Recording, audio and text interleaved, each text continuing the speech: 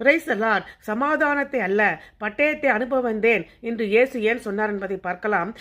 மத்தேயு 10 அதிகாரத்தில் தேவனுடைய ராஜ்யத்தை பிரசங்கிக்க அனுப்புவதற்கு முன்பாக இயேசு தம்முடைய சீஷர்களுக்கு அறிவுறுத்தலை கொடுக்கிறாரு. அவர் இயேசுவை பின்பற்றுவது எளிதல்ல என்றும் எதிர்ப்புகளை அவர்கள் சந்திக்க நேரிடும் என்றும் எச்சரிக்கிறாரு. அந்த தருணத்தில் இயேசு இவ்வாறு சொல்லுகிறாரு. மத்தேயு 10:34 பூமியின் மேல் சமாதானத்தை அனுப்ப வந்தேன் எண்ணாதிருங்கள், சமாதானத்தை அல்ல பட்டயத்தை அனுப்ப வந்தேன் என்று சொல்றாரு. இயேசு பட்டயத்தை இங்கு உருவகமாகவே பயன்படுத்துகிறார், சொல்லர்த்தமாக அல்ல. பட்டயம் அவருடைய செய்தியின் விளைவாக வரும் பிரிவை குறிப்பிடுகிறது. ரட்சிப்பு மற்றும் மனம் திரும்புதலை பற்றி இயேசுவின் செய்தி அதை ஏற்றுக்கொள்வர்களுக்கும் நிராகரிப்புக்கு இடையே தவிர்க்க முடியாத பிளவை உருவாக்கும். அவருடைய செய்தி உலகளாவிய ஏற்பை அல்ல பிரிவினையே கொண்டு வரும் என்ற யதார்த்தத்திற்கு இயேசு தம்முடைய சீஷர்களை ஆயத்தப்படுத்துகிறாரு. இயேசுவின் செய்தி குடும்பத்திலும் சமூகத்திலும் கூட பிரிவினை ஏற்படுத்தும்.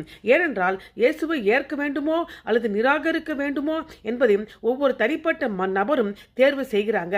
சிலர் சுவிசேஷத்தை ஏற்றுக்கொண்டு மாற்றப்படுகிறார்கள், மற்றவர்கள் அதை நிராகரிப்பதனால கிறிஸ்துவை பின்பற்றுகிறவர்களையும் எதிர்ப்பவர்களாக மாறிவிடுகிறாங்க. தேவனுடனான உண்மையான சமாதானம் பெரும்பாலும் உலகத்திலிருந்து நம்மை பிரித்து செல்ல வைக்கிறது. இயேசுவின் கூற்று போரை உருவாக்குவதை பற்றி அல்ல, ஆனால் சத்தியம் பாவத்துக்கு சவால் விடுவதால் அவருடைய பணி பிரிவினையை ஏற்படுத்தும் என்பதையே ஒத்துக்கொள்கிறது.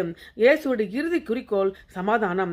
ஆனால் அந்த சமாதானம் தேவனுடனான நல்லிணக்கத்தின் மூலம் வருகிறது.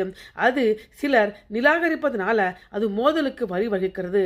ஆகவே பட்டயம் என்பது சத்தியத்துக்கும் பொய்க்கும் வெளிச்சத்துக்கும் இருளுக்கும் இடையான மோதலை உருவகப்படுத்துகிறது. ஆமென்.